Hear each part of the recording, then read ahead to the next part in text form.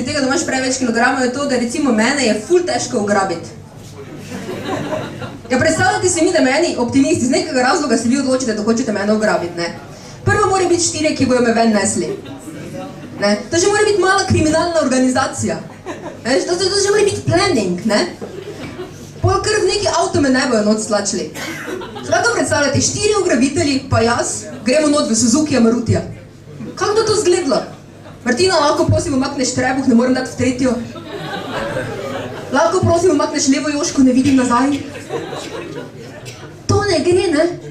Pol pa me mora zadržati, zdaj moji starši bi nekaj časa zbirali denar, ker vse so mi všeč, ampak toliko pa spet ne, ne?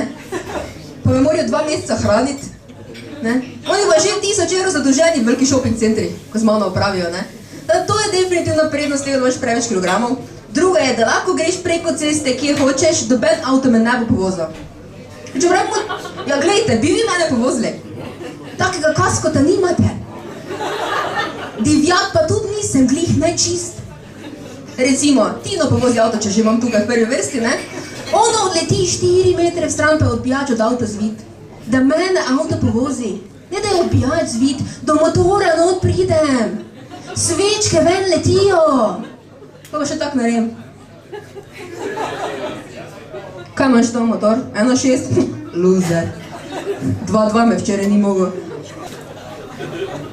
Vete, kje pa je bilo dobro? Kje pa je bilo najboljše? V Kanadi.